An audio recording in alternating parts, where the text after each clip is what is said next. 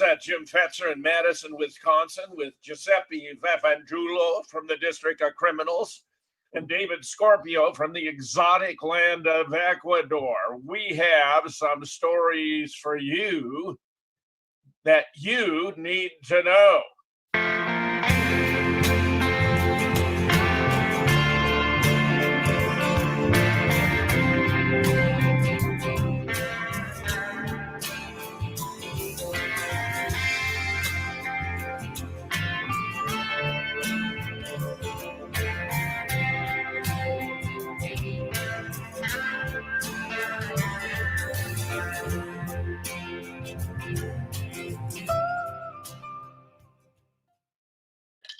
We begin with a serious report on whether or not the fake polls are a setup for post-election chaos that could possibly involve the outbreak of a civil war. This is from a serious publication known as American Thinker. Polls show Joe Biden ahead by double digits, portending a landslide victory, the likes of which we haven't seen since the electoral tsunamis of Nixon and Reagan decades ago. If the polls are to be believed, Trump should be packing and preparing for life as a private citizen. Here's some examples. A CNN poll from early October gave Biden a 16-point lead over Trump. An Optum and Guardian poll from days ago doubled down, showing Biden with a 17-point lead. Rasmussen reports, one of the most accurate, showed Biden leaving Trump by 5 points this week, a drop from 12 last. Real Clear Politics average shows Biden up by 9 points, sampling a number, giving him a lead of anywhere from 7 to 12. By comparison, Hillary had a 5 to 7 point lead in the same Real Clear Politics average. One might argue over the polls. Are they simply registered voters? How much have they oversampled Democrats? Are their questions worded in a special way? But if they are correct, a ticket of two unlikable and corrupt candidates with resumes of no accomplishment other than self-enrichment through financial or sexual services are about to win an historic blowout election. But what if they are wrong? If one tunes out the polls and look at the real world, a far different picture emerges. President Trump is holding rallies again, sometimes several in a day, each drawing tens of thousands, including many Democrats and previous non-voters. When Harris or Biden hold a rally, attendees are only a few dozen at best. A recent Biden rally in Toledo, there were more Trump supporters outside the rally shouting 4 more years than they were inside attending. If Biden has a double-digit lead in the polls, why is he wasting time campaigning in Ohio? There are also bike and boat rallies, horse and buggy parades, gatherings, even in ultra-liberal San Francisco. Those are for Trump. Where is the similar Harris-Biden rallies? Where's the energy and confidence? Trump's out on the camp trail. Biden is fumbling through scripted interviews. Republicans were calm and cool during the Barrett confirmation compared to the angry and vitriolic Democrats. Winners are confident, losers are not. So why are the professional pollsters telling it's sunny outside when our own eyes see the snow falling? Pollsters are businesses that strive to be successful and make money. The big media is almost exclusively anti-Trump and want their news to reflect the assertion that Trump is losing and badly. Pollsters, alas, have become yes men, delivering to media organizations a product they want. If CNN commissioned a poll showing Trump with a 10-point lead, they would likely not report the results and choose another if it didn't deliver. Pollsters understand the model. Another sinister reason is to poison the election results. If Trump wins easily, which is my prediction, then the narrative is set for accusation that Trump cheated with the help of who else? The Russians, stealing the election once again. This will also set the stage for protests and riots, the likes of which we have never seen. Fox News' Greg Gutfeld, for example, has said, I'm being told there will be blood everywhere. There will be riots. There will be demonstrations. People like me will be targeted. The left-wing Atlantic promised much the same. But one prediction is safe. Democrats won't cede the streets to the GOP again in the weeks after the election. Even Time magazine agrees. Without a clear institutional political target to solve the grievances, groups may follow in the footsteps of the civil rights movement and turn toward more insurgent tactics. Meanwhile, Biden has a team of 600 lawyers ready to contest and fight Trump's likely victory. The protests and riots are the sideshow. What if the media knows their chosen candidate, Joe Biden, is destined to lose? Rather than accepting defeat, they want a national tantrum, burning down the country to fuel their spite and despair. And of course, they'll have a front row seat to cover it all. Civil unrest is a great way to delegitimize a president. And rather than being an offensive move, perhaps the polls are defensive, a layer of protection against what may be coming in a Trump second term, an excuse for coming chaos and unrest. Some say nothing can stop what's coming. The fake polls may be a desperate attempt to deflect the coming storm. But we have a stunning development, a report here that all of the news about Hunter Biden, the laptops, has so seriously discredited Joe Biden that they would like to replace him with Hillary. But with 2 weeks left, you can't redo the ballots. It's not even legally possible. This is a fascinating report. I do believe the signs of desperation are real and that Biden is a defunct candidate. But they can't redo it. There's no way to legally replace him. So I'm quite unclear as to the motives behind this report. Giuseppe, your thoughts? Dr. Brian Jundepp, the writer for The American Thinker, I salute him. This is probably the best description of Biden-Harris I've ever heard. Two unlikable and corrupt candidates with resumes of no accomplishment other than self-enrichment through financial or sexual services. And that's the best the Democrats can offer. Well, they can, because there is no longer a Democratic Party.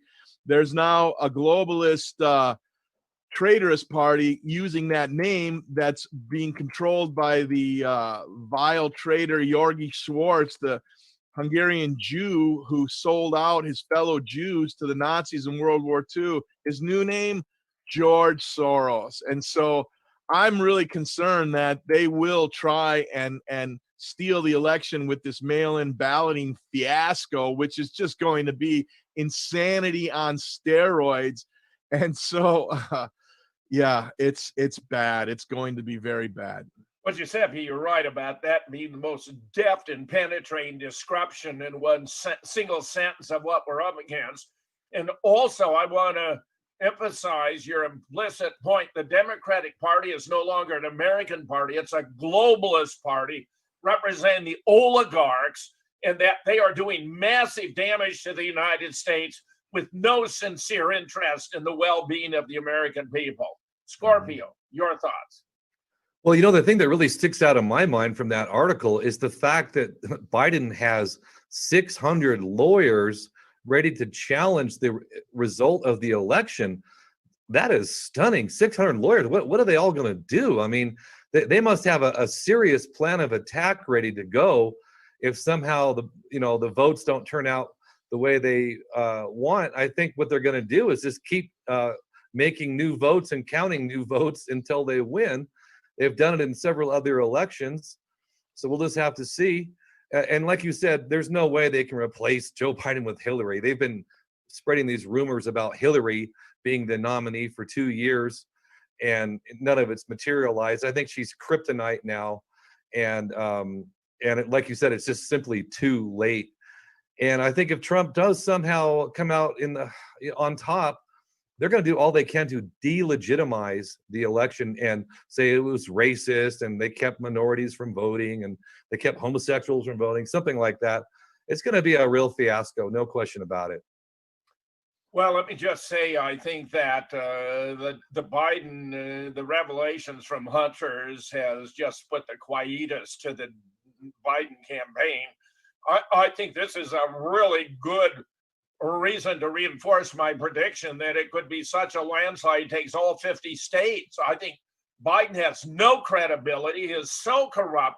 what's coming out here is just massive and overwhelming. Well, can I ask you a Meanwhile, question, however, Jim? You monitor the mainstream media more than I myself. Are they still in complete cover-up mode about this new information? Because what I've seen is, oh, it was Russia disinformation that's all baseless. oh yeah, but it can't endure. It cannot endure. It's becoming so massive. The evidence is so explosive. It's breaking through, and we'll have more to say about it as we proceed.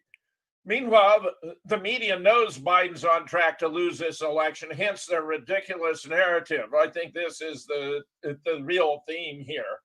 I was sitting here thinking about how the media has to know their candidate is on track to lose in a couple of weeks. The media's go-to reaction is to throw a tantrum to fuel their spite and hatred for President Trump. Democrats on all levels are very childish at heart.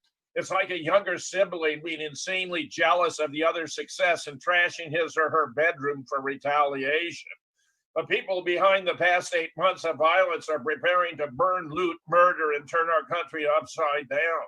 With law enforcement in most larger cities having been neutered, the citizens of those cities will be subjected to terrorism, the likes of which we have yet to see.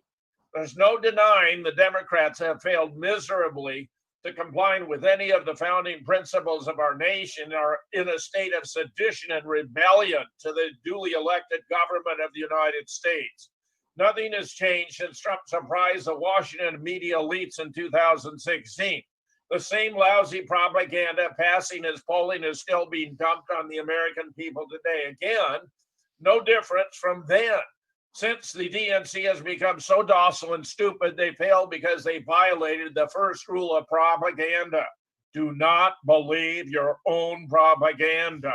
Today, just as they are to a man and woman believing the polls delivered to their clients, are the American people served by this? Not in the slightest. Either way, the problem is a DNC who, because of its vanity, have chosen to set the nation ablaze in violence and rebellion and need to be leveled if we're ever to have peace again. Meanwhile, raising the specter of a civil war, the question has arisen, what might be the role of the military? The potential use of troops, active duty or National Guard at the polls or in post-election unrest has been discussed by governors and military leaders. The possibilities arise, as President Trump asserts from this article without evidence, that mail-in balloting will create election fraud, suggests he might not accept an election loss. We know, of course, there are massive stories of election fraud, dumping ballots, going on and on and on. And remember what has to be borne in mind. The president is a commander-in-chief of the military. Why wouldn't the military get involved? We have civilian control of bedrock principle. Here they talk about the answering to civilian leaders like the Secretary of Defense, interestingly omitting that the president is a commander-in-chief. General Mark Miley, who is chairman of the Joint Chiefs, has said the military is committing to staying apolitical. Meanwhile, what could a National Guard do? The military has active duty, National Guard, and reserves. In all but extreme cases, active duty troops are only used for war to protect the nation, not against American citizens on domestic soil. On the contrary, we have National Guards controlled by their governors. And the National Guard has designated military police units in 2 states to serve as rapid reaction forces. If a national emergency, like the wars in Iraq and Afghanistan, a president can deploy the Guard in a federal status to supplement. What about the Insurrection Act? He does have the authority, the president, to dispatch active duty military in states that are unable to put down an insurrection or define federal law. Under the law, the president can activate troops without a governor's approval as long as specific conditions are met, such as if the violence is interfering with the execution of laws there. What about security at the polls? Democrats fear Trump supporters will try to intimidate Democrat voters at polling places to scare them from voting. Trump added to those worries in the September 29th debate, urging his supporters to go to the polls and watch very carefully about what's happening.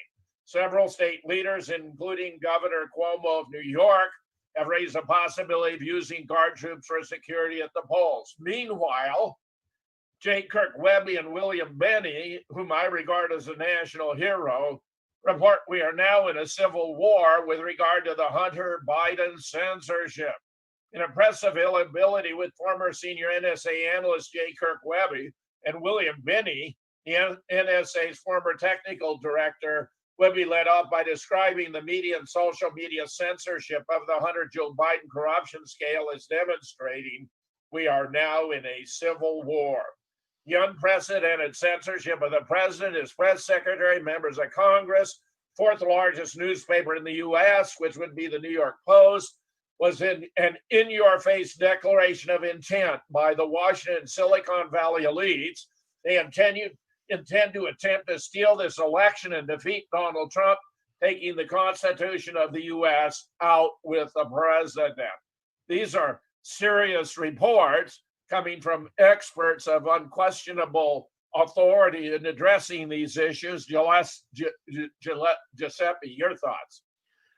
You know, it's funny that at the highest level of Pentagon leadership are a political class just below the actual political class of the appointed Secretary of Defense, a civilian.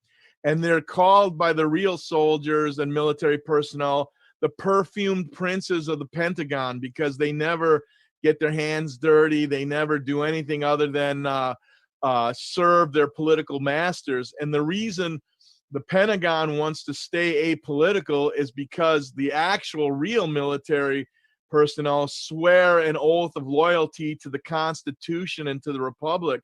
And there'd be nothing better than for the military to arrest these dual citizen traitors who are intent upon destroying this country. So they don't want the military involved in any of this, because it would be like waking a sleeping giant to take care and save this great experiment, this sovereign republic. So that's why I think they're so hell-bent at the elite leadership levels to not involve the military. Well, it would also reflect that the United States compliments that George Soros and his allies in the Democratic Party have reduced this once great nation to the status of a banana republic where the military control the outcome of elections. Scorpio, your thoughts? Yes. You know, what's interesting is the more they push, this whole cabal, the people that own the media, the more they push, the more they reveal their power and their malintentions towards the population. So they're really in a quandary, and it's only going to intensify as far as I can see. And basically with this Hunter Biden story, the media is just finally coming out and admitting they are not journalists. They're no longer journalists. They're just there to propagandize and sell a certain point of view, and of course push this ridiculous Russia narrative. Scorpio, you're 100% correct. This has been such a revelation. I mean, it's only the dimmest of Americans who can fail to perceive what's taking place here, particularly as more and more comes out. Here you have Democratic operatives admit growing concern that Trump may win. Surprise, surprise.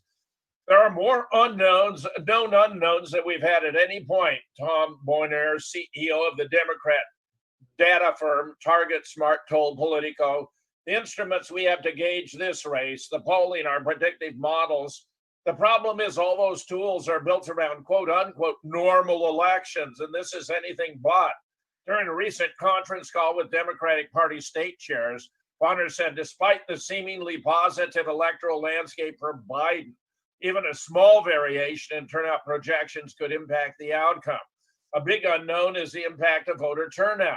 While Democrats appear to have the edge in early voting, polls have suggested Republicans will vote in larger numbers in person on Election Day.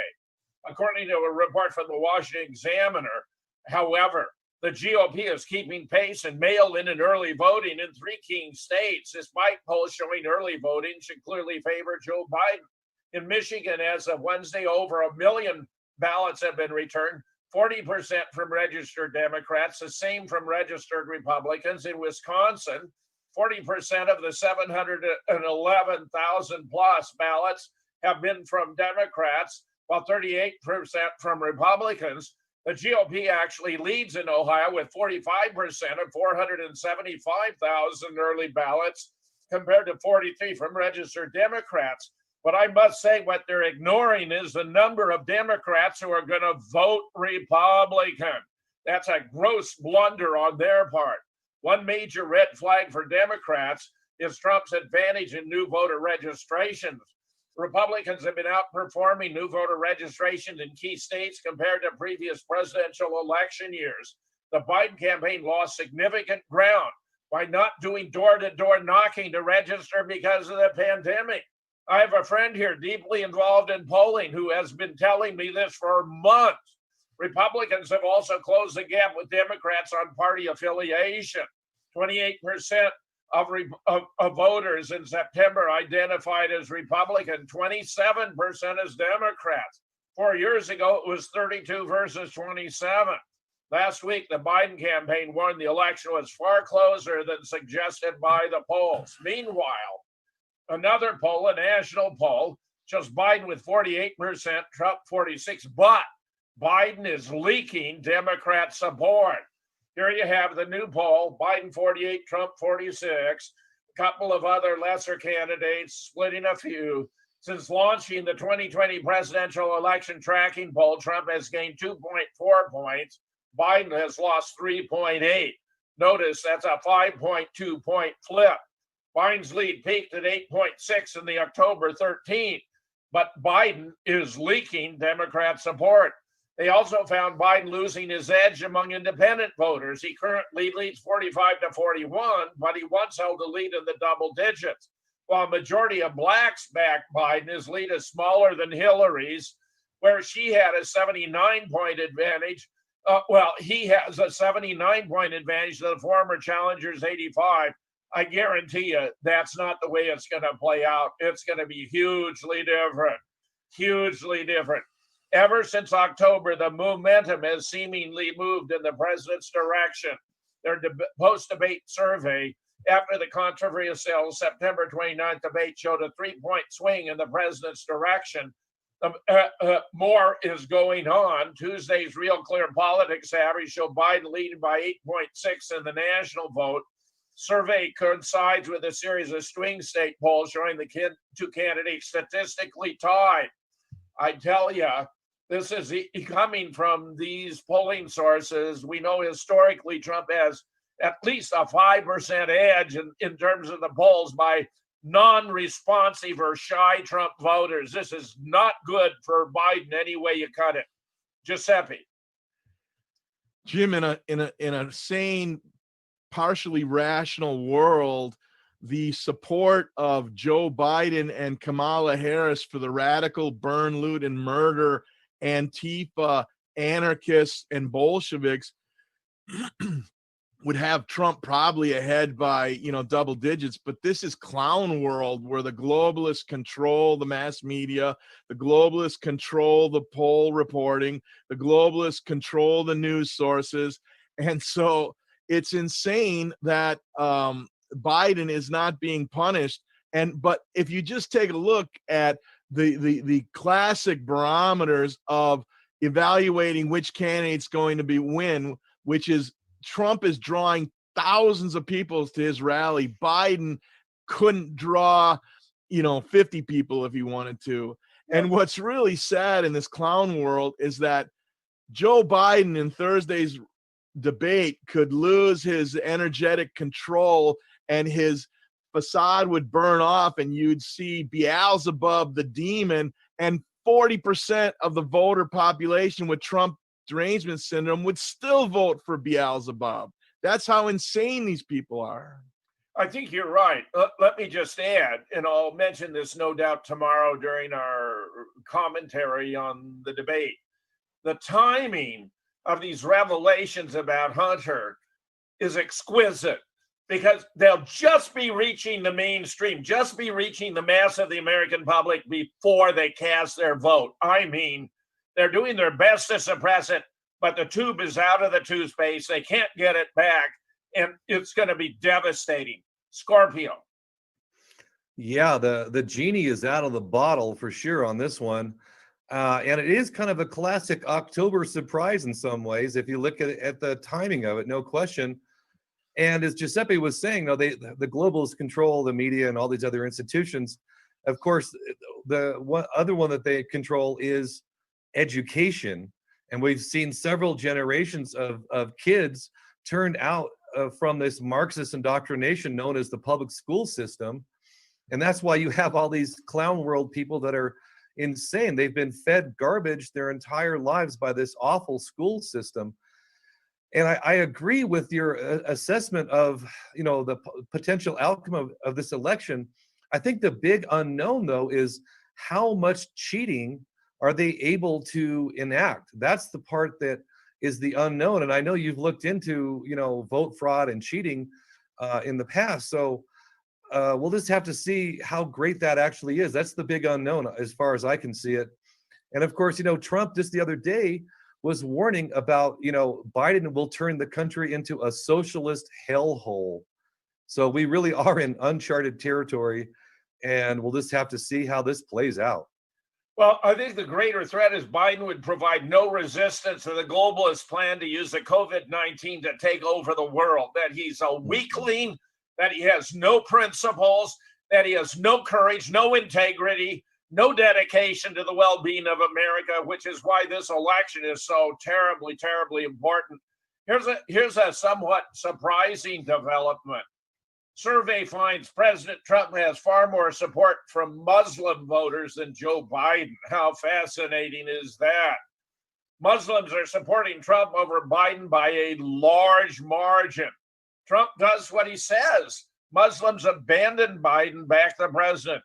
President Trump, whose Middle East plan is winning support from Arab nations, is getting strong support from Muslim leaders and their followers who believe the Democrats haven't delivered on years of promises.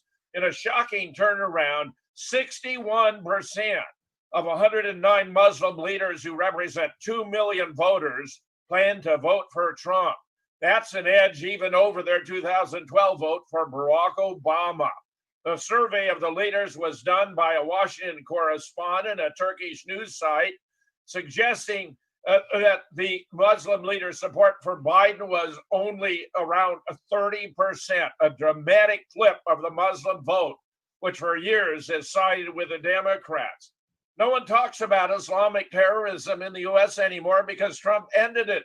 By destroying the terrorist cells who kill Muslims and Christians alike, Trump saves lives. Muslim lives matter.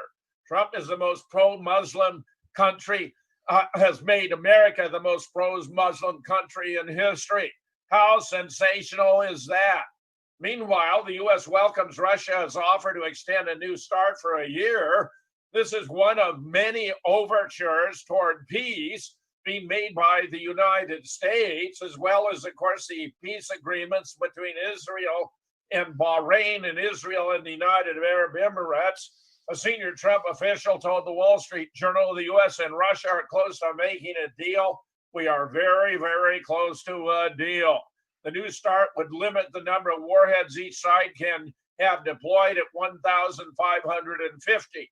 The mutual freeze would also cap all warheads in each country's arsenal, including those in storage, which would, however, make verification difficult. Talks between the U.S. and Russia to extend the new START have been ongoing for months. Moscow's offered to extend the treaty for 5 years with no preconditions, but the Trump administration has made additional demands, though it seems we have now dropped the more unreasonable ones.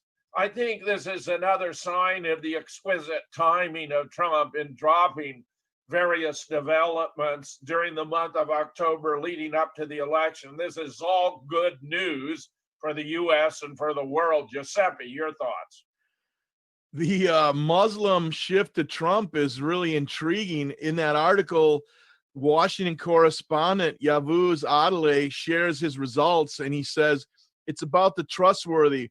Obama, Clinton said good words, but they did not do what they said. Biden is doing the same things, good words, but no action. Trump does what he says, and he's just being tactful that Clinton, Obama, and Biden are all globalist shit talkers, and they tell the citizens of the U.S.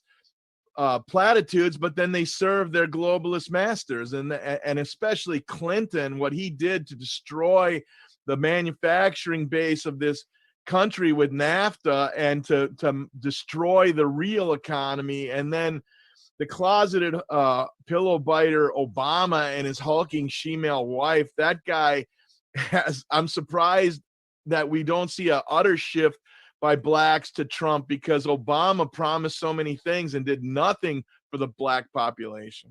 My sources have told me that Ross Perot, who warned us that giant sucking sound would be all the jobs going south, dropped out after the lives of his family were threatened.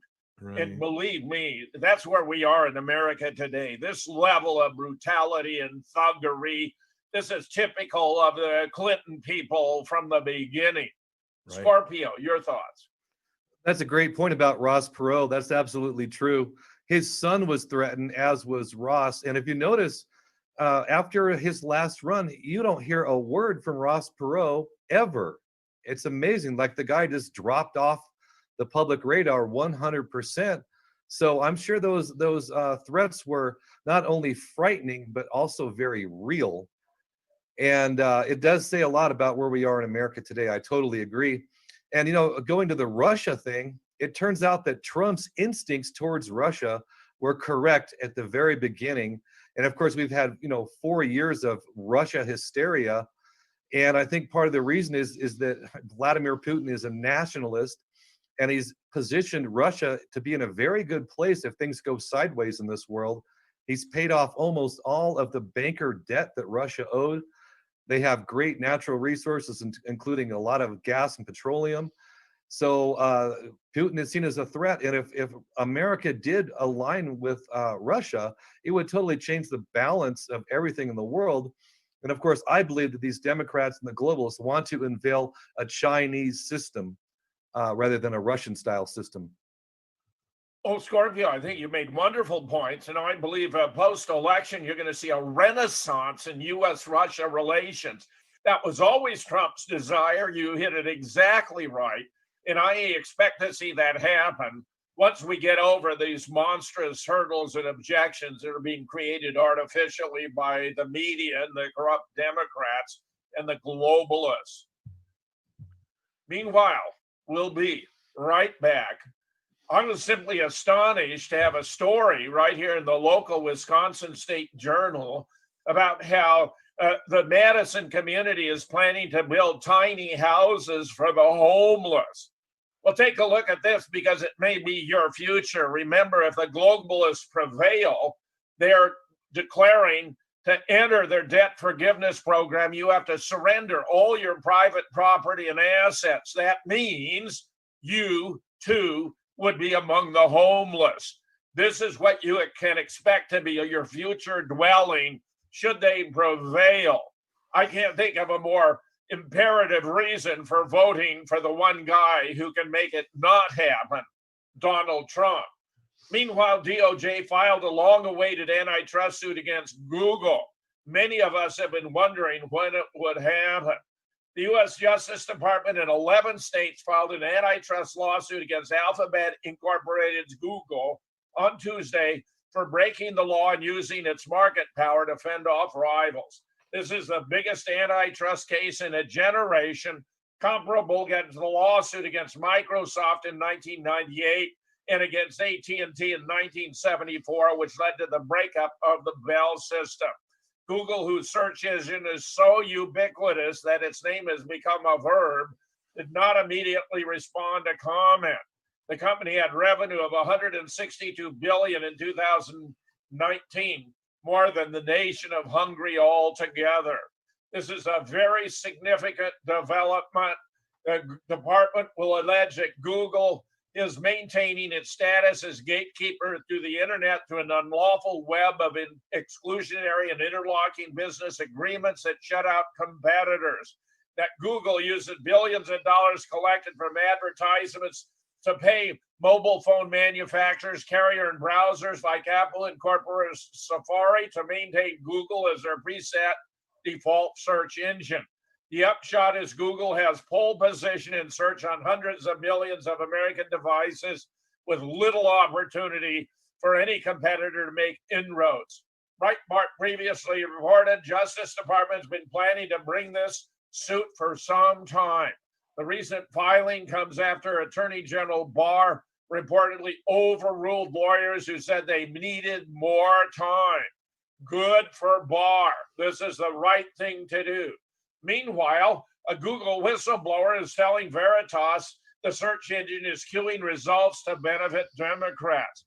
A person who claims to be a program manager at Google Cloud has told investigative journalists with Project Veritas the search engine is intentionally manipulating results in order to benefit the Democrats and hinder President Trump's campaign.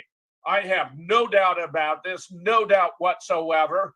Google is trying to play God. It's that simple.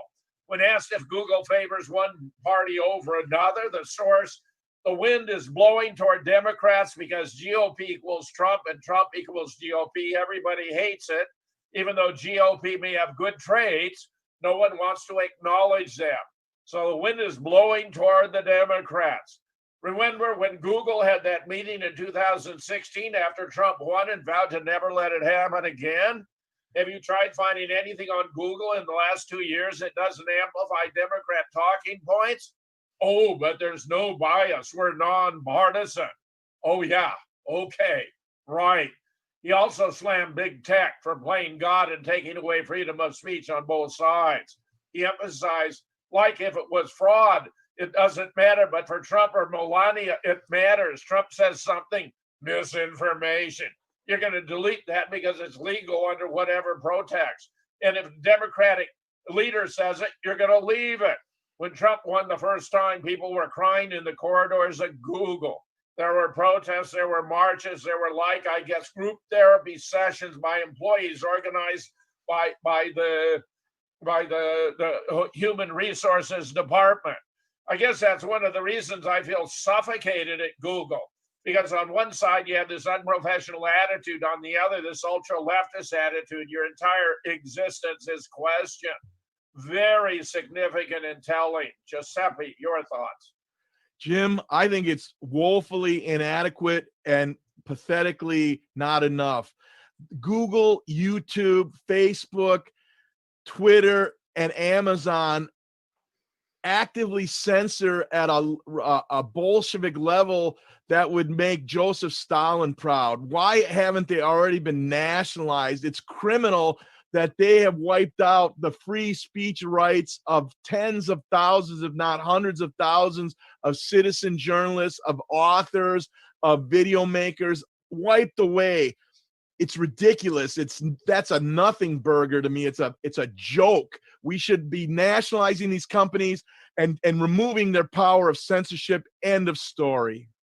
Giuseppe, that's fascinating. I'd never heard the thought of nationalizing these companies, but it would be the right thing to do. They should be operating for the benefit of all citizens as a public platform, a library. That would be fantastic. Scorpio, your thoughts? Yeah, that's a great point, Giuseppe. And they're essentially utilities, like the power company or something like that. So the way that they're in now, it's just not correct, and it's a very bad thing for our society. As far as the tiny homes go for the homeless, I think that's a great idea. It's something I've been advocating for some time on my show. But like you said, the dark side of that is that might be the plan for everybody. As they take a wrecking ball to our society and to the economy. And, all the big talk, they're always talking on the MSM now about the COVID relief bill that they need. And of course, they never explain that the big sticking point is that it's a bailout for the Democrat-controlled cities and states that are really in bad shape, thanks to their own misdeeds. So they want to get people dependent on a check and then unveil the new system. I believe that's the plan. And I just don't believe that Google makes the kind of money that they claim. I think it's been a front for intelligence operations since the very beginning, and they have access to money directly from the government. So I hope that this lawsuit goes somewhere. I'm a little cynical about investigations and lawsuits right now, but it's a step in the right direction. We'll just have to see how it goes. Well, I think you made several wonderful points there, Scorpio. I mean, including, it seems to me, the Democratic Party, for example, by pushing the idea of a universal income, guaranteed income, is really subtly trying to shift the electorate in the direction of the globalist agenda, even if it has no benefits for the American people. Yeah, you look at those tiny homes and you think, what a great thing for the homeless, until you realize if they are successful, we are all going to be homeless. Look at Australia. They are the prototype. They have these vast buildings with little tiny apartments that are the equivalent. You will be living like rats in a cage. Completely disgusting. But that's what they want to do with the world. Meanwhile, Mark Zuckerberg says Facebook will have fewer bans after the election. What strikes me right off the bat is that obviously they're having bans that are going to affect the election, and that's why they're banning. If they're now saying they're going to have fewer bans after the election, that's an admission of guilt. Facebook has spent the last few months scrambling to ban Holocaust denial, the QAnon mass delusion, and right-wing extremist groups, according to this author. Although I would say, Holocaust denial is well-founded if you don't want to believe in a myth about World War II. QAnon seems to be well-rooted in a number of data points that tend to support it. Right-wing extremist groups are most certainly not the problem. You need to look in the opposite direction. In an all-hands conference call with Facebook employees, the 36-year-old billionaire said the company made policy changes to address the unstable situation around the U.S. election and its aftermath. No change in the way the company operates, according to Zuckerberg, who holds majority shareholder voting power. Once we're past these events and we've resolved them peacefully, I wouldn't expect that we continue to adopt a lot more policies that are restricting a lot more content. But he's already doing it. The fact that he's getting away with it, that the company is preparing for a Biden presidency and possible government regulation.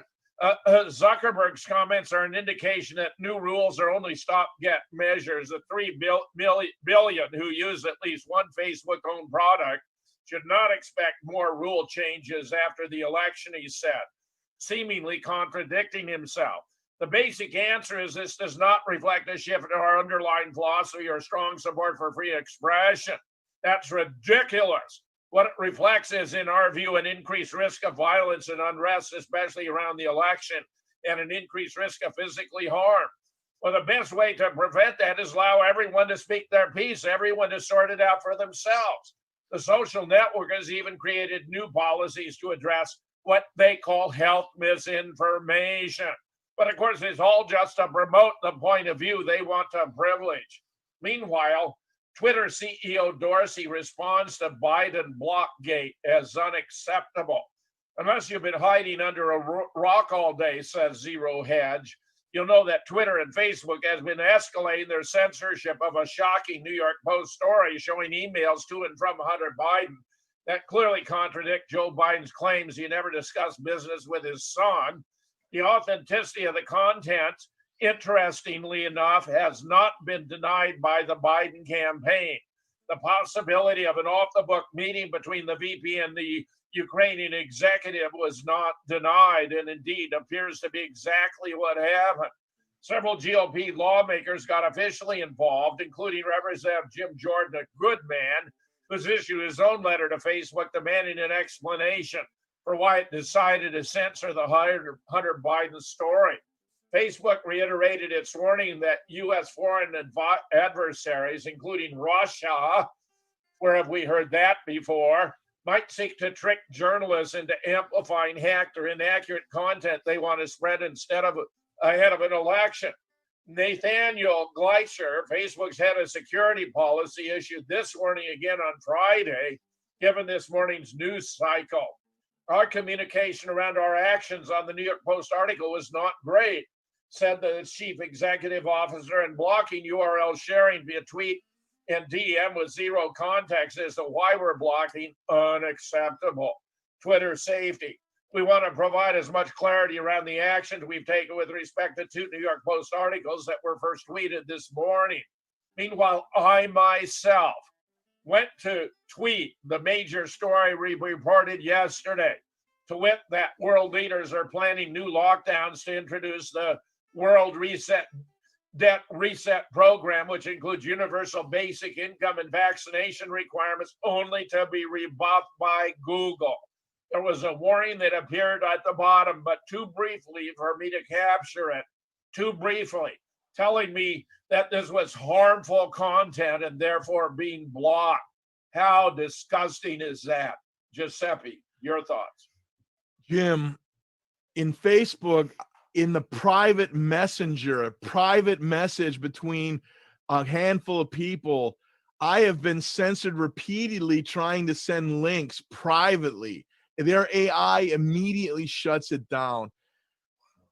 Nationalize Facebook, nationalize Google, nationalize Twitter. It's funny, Jack Dorsey, the weasel that he is trying to act like this is unacceptable. Jack, you're the leader. They're doing what you tell them to do. Nationalize Twitter. They should be unbiased mass media platforms, the public square, the public space of the 21st century. The only things that should be removed are things that the Supreme Court has previously found to be unacceptable, which is like snuff films, child pornography.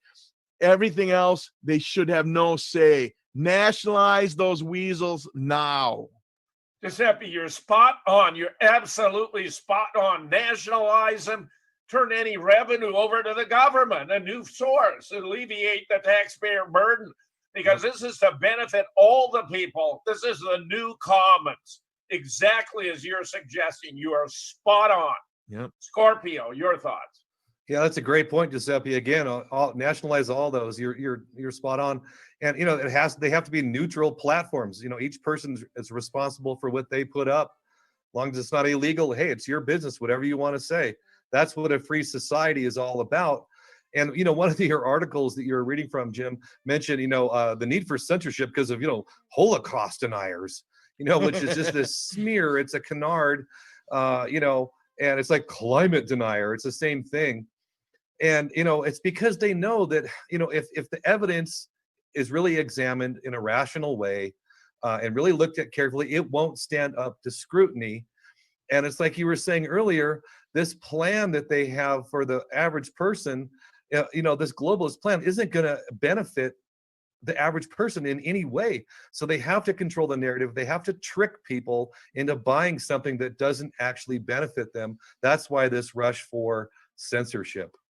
Yeah, very good points. And anyone who wants to pursue this issue about World War II and getting history right, you can check it out at jimtheconspiracyguy.com, because I did a whole show about it. I also have a blog that you can find online, The Holocaust Narrative, Politics, Trump Science, that gives a distilled discussion of what you need to know about World War II. Meanwhile, San Diego School District announces it'll eliminate grading standards to combat racism. We knew it would come to this, that merit would be deemed to be racist. The move came about after it was revealed that just 7% of D's or F's were handed out to white students, while 23% went to Native Americans, that 23% of failing grades went to Hispanics and 20% to Black students. Has it been considered that's because they're not good students by comparison, that their relative ability and mastery of the material is accurately reflected by grading? Instead of trying to develop an actual understanding of why this is taking place, the school district simply announced discrimination and racism were to blame before embarking on a complete do-over of the grading system to combat this apparent injustice. But if it's an actual reflection of learning by the students or failure to master the material, it's not inaccurate and doesn't require any revision. Once again, this will only have the impact of encouraging underperforming students to cheat more. This is part of our honest reckoning as a school district, said the San Diego Unified School District Vice President Richard Barrera.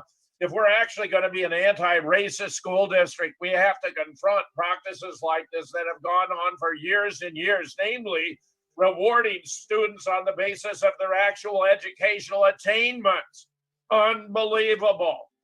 Meanwhile, Instagram refuses to remove black art image showing the severed heads of white people. Wow. The image was posted by an account called Support Black Art and features two obese black women carrying the severed heads of a white man and a white woman. After the image was reported to the Facebook-owned company, it responded by saying the sick artwork did not violate their community guidelines. It explained its decision not to remove the image, Instagram stated, because Instagram is a global community. We understand that people may express themselves differently. Now, if a piece of art depicting two white people holding the decapitated heads of two black were posted, it would be immediately removed and the user banned forever. As we've highlighted numerous times, Instagram's hypocrisy when it comes to censorship is rampant. Earlier this month, Instagram announced it would ban all QAnon accounts. Last month, we highlighted Instagram was promoting images of obese people in the name of body positivity. Last year, Instagram started fact-checking and removing memes, including obvious satire, such as memes that said Hillary had killed Jeffrey Epstein. Only memes that made fun of leftists were impacted by the policy. In October, Instagram began removing photos of people doing the OK hand sign, ludicrously claiming it was a form of hate speech, while allowing Islamic jihadists to celebrate terrorism. Instagram routinely removed photographs of people at gun ranges, claiming the images violated dangerous or a violent organization guidelines. The company also removed a photo of Caitlin Bennett stood in front of an American flag, presumably because she was wearing an InfoWars t-shirt. Meanwhile, Antifa is performing satanic rituals in our street. One actually took a heart and ate it in the street. God help us. Antifa burns the U.S. flag, eats a heart symbolic of the president during an anti-democracy violence protest in Boston. Stunning stuff. Talk about the vicious abuse of the media to promote a political agenda. Giuseppe, your thoughts? I'm speechless about Senor Barrera and his radical effort to make the ridiculous movie Idiocracy, which came out about 10 years ago and was a sci-fi spoof about a janitor, a dim-witted janitor who got accidentally cryogenically frozen and then woken up 500 years in the future, where he suddenly was the smartest guy on the planet because the rest of the population has been so dumbed down generation after generation. We're living flipping idiocracy. In what clown world, I guess this clown world, are we living where an actual administrator, the number 2 guy in the San Diego school district, says, no, we don't want people to actually learn. I feel bad for the Native Americans. I feel bad for the Mexicans. I feel bad for the blacks, who all they'd have to do is show some self-discipline and study and read and work hard the way school is supposed to be. It's not supposed to be easy. It's supposed to train you to think. It's supposed to train you that you need self-discipline to make it in this world. And this ridiculous, moronic buffoon is saying, no, we're not going to grade everybody. Everybody's going to get a participation trophy. Yeah, it's okay. Why do you even go to school in San Diego? And for God's sake, if anybody's living there, homeschool your kids, because you're wasting your time and money sending them there. And then public schools are not going to produce anyone who's capable of holding a job where they actually perform a function that's responsible and contributing to society. I left them out. This is an excuse for the failure of the school system to do its part, because you can be sure they have all kinds of programs for the disadvantaged Black and Latino, and they're just not getting the result they want, and they're now dictating it on ideological grounds. Giuseppe. I left them out. Nationalize Instagram. Yes. Scorpio. Well, as you said, this was inevitable with the path that we've been going down in terms of the public schools, that they would just remove grades as something that's necessary. And really, if you analyze it, this constant call of racism, it really is essentially a call for the government to control how we interact with human beings, and a call for the government to control who gets a job, where they get a job, and how they get a job. That's what the end game is here with all that. If you remove all the emotionality of racism and that kind of thing. And it's amazing. I have deep roots in San Diego. My grandparents moved there after World War II, and both of my parents grew up there. I lived there for 20 years nearly. And it wasn't that long ago that San Diego was a conservative military town. It wasn't that long ago. So this is just absolutely outrageous. And it's just simply a call for the government to control every aspect of our lives. Well, it's a recipe for the creation of a dysfunctional society where nobody's capable of doing anything. I mean, this is a road to total deterioration and the decimation of America as a viable society. I, too, have connections to San Diego.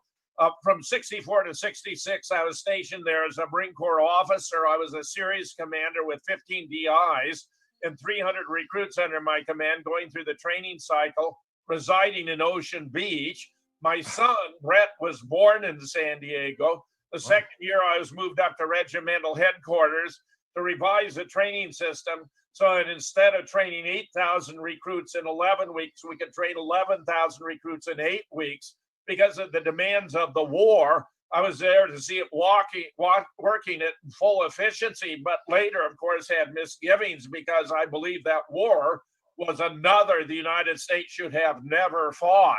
But I'm telling you, having been born in Pasadena, seeing California turn into just a lunatic asylum has been very distressing. And the point, and Jim, just one thing, I lived in Ocean Beach and Point Loma for 20 years, so that's pretty wild. That's where you were too. Yeah. I'd like to interject one thing with Scorpio's insightful observation of government draconian control of everything. Who controls the government in actuality? Well, good question. Exactly.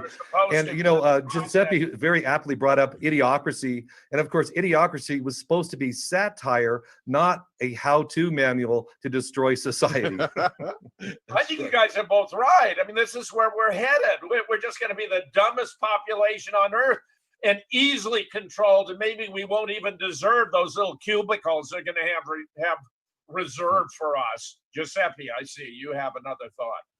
Yeah, Jim, it reminds me of back in the 80s and 90s when the Japanese were hyper pushing their economy, and they'd have this class of workers called salarymen, and they worked so many hours that they had them sleep in tubes by the metro railway system because they were so exhausted. So they literally had a tube about the size of a human could slide in there, and they had to pay for it, and they could close the door and catch an hour or two because they were working themselves to death. And that's what these globalist parasites want for us. I think that's exactly right. That is what they want for us. And this reduction of 95% of the world's population, that's something they want. The Deagle projection of a decrease between 330 million today to fewer than 100 million in 5 years, that's what they want. They're on the path, and we're killing ourselves by the use of these masks, killing ourselves slowly, but killing ourselves nonetheless effectively. We want to hear from you. Send fan mail to liveneedtoknow@gmail.com. Liveneedtoknow@gmail.com. We got several reports of our report from responses to our report from yesterday. Trump says people are tired of Fauci. Geez, Mr. President, what took you so long? More important, if this is true, why the hell hasn't Trump removed Fauci from the coronavirus panel and replaced him with Scott Atlas and the White Coat Summit doctors? Trump acts as if he has zero power against Fauci. Talking smack to his campaign people means nothing. People's lives and livelihoods have been ruined. People have died who could have lived if they'd been treated with HCQ protocol, something Fauci knew about in 2005. I wonder if Trump knows this, and if he does, why the hell hasn't he called out Fauci for such long ago? This election is no slam dunk. You have people whose lives have been ruined by these lockdowns. I stopped for lunch at a Jason's Deli restaurant chain, one of my wife and daughter's favorite here in Madison, by the way. And the sign in the door said on 10/31 they'd close that location, despite the fact that Nazi North Carolina governor is finally allowing dining in last month, albeit at 50%. Do you think many of those about to or who've already lost jobs are worried about getting to the polls or even mailing in a ballot? They are worried about surviving. Many blame not only the governor, but the guy at the top, Trump, for their misfortune. Trump may lose a lot of votes from those financially devastated by the lockdowns. When the nation has problems, people blame the guy at the top, the current administration. Let me say, Beverly is a brilliant Black woman from North Carolina. She continues, Trump is a fool for not ousting Fauci long ago. There is no excuse when Trump heard the White Coat Summit doctor's video. Fauci should have been gone within the week. Birx too. If Trump loses this election, his inaction on Fauci will be the top reason. Forget about mail-in vote skullduggery. He crows about economic recovery, but all the jobless and bankruptcy are unpaid bills. ASAP, post-haste, expose Fauci now. Put Atlas and White Coat Summit doctors on the panel. Announce all federal offices will resume normal business operation. Masks, social distancing not required. Urge state governments and private businesses to do the same. Issue executive order for the FBI to make HCQ and other effective therapeutic protocols available to doctors for free. Have White Coat Summit doctors on call for any doctor needing assistance on administering protocols. Have 800 number staff to help people who want therapeutic protocol but are unable to locate medical facility who will administer, so these people can find a doctor who will help them. This latest light bulb moment from Trump is maddening. Jesus, man. Why so late in calling out Fauci? I gave a middle finger to Ron Paul. If he had contacted Trump eons ago and educated him on the virus and intimated about how Fauci was getting over on Trump, the president would have been more confident in ending this nightmare long ago. It's a fool's game for Trump to wait until after the election to end the nightmare, if that's what he intends to do. Victory is not in the bag right now due to the devastating effects of the lockdown. Trump is doing the stump speech blitz, but preaching to the choir. The faithful base who will vote. He needs to do something bold, like ending this lockdown to grab more Dems and independents. I repeat, victory is not in the bag. One more thing. What is Scott Atlas telling Trump? He should tell him to emphasize the low mortality rate that is the same as or lower than any season's flu in order to counteract the media fear porn of rising case numbers. Trump needs to explain the rising case numbers are due to more testing and the faulty nature of a test not designed for diagnostic purposes. It makes my head explode when these smart people sit back and play dumb and mute. Has Atlas bothered to provide Trump with a basic education about his so Trump can communicate intelligently to the public? More reason for me to wonder, is everyone surrounding Trump working against him? Looks like it. Beverly. Meanwhile, I want to take your comments on her report here. I thought this was fascinating in that she's very wise, that we should take nothing for granted, Giuseppe.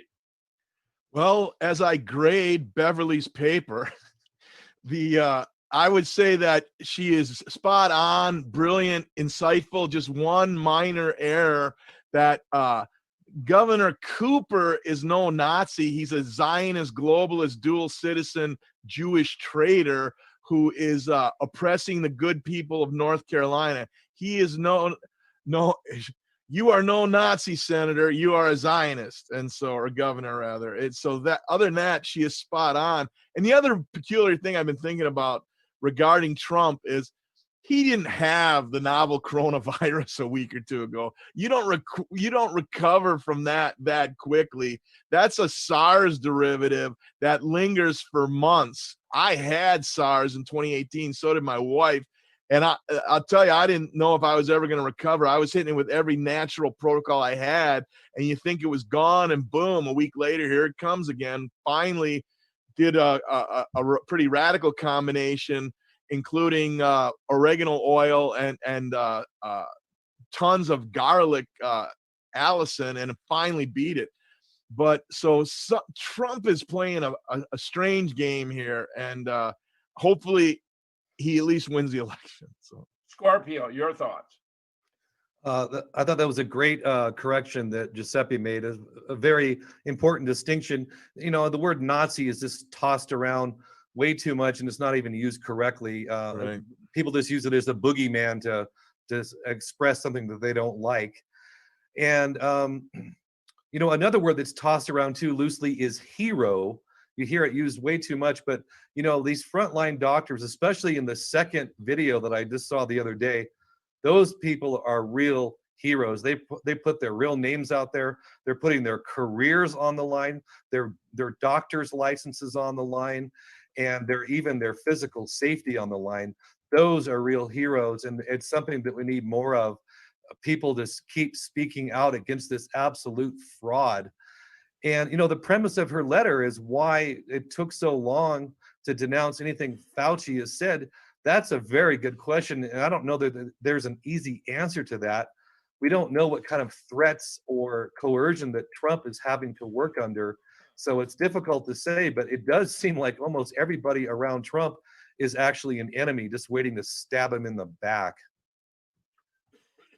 Well, I wouldn't be surprised if Trump were to respond to some of these issues during the debate tomorrow night. So we'll be there live to witness and comment as it takes place. I think I would give Beverly an A+ with that one single caveat that you have made, because she really did a brilliant job of laying out what you might call as a worst case scenario, what he most needs to guard against. I think she hit it right out of the park. right. Final thoughts, Giuseppe? Oh no, I give her A+ too. I mean, her ire was correct. She just mislabeled what that lowlife's Cooper is doing in North Carolina. And my final thoughts are that it's all starting to come out in the wash, and very curious to see what happens with the Biden laptops and the bomb, the nuclear-like bomb, the bunker buster of Hunter Biden abusing, physically knocking around a 14-year-old Chinese girl and then raping her, and then emailing his dad the salacious details because his dad is a pedophile himself. If that somehow is released and is legitimate, bye-bye, Biden. Scorpio, your final thoughts? Well, yeah, I give the letter an A+ too. A lot of great points. And I am just really looking forward to this debate tomorrow night and listening to your commentary, Jim, and Giuseppe's, and sort of going through this whole event together. This debate is going to be a lot more important than the first one because it's going to be the final memory that people have of the two candidates together. So this is going to be fascinating, and I'm really looking forward to it. Mm-hmm. This is Jim Fetzer in Madison, Wisconsin, thanking Giuseppe Vafangiulo from the District of Criminals and David Scorpio from the exotic land of Ecuador for their excellent commentary once again, day after day.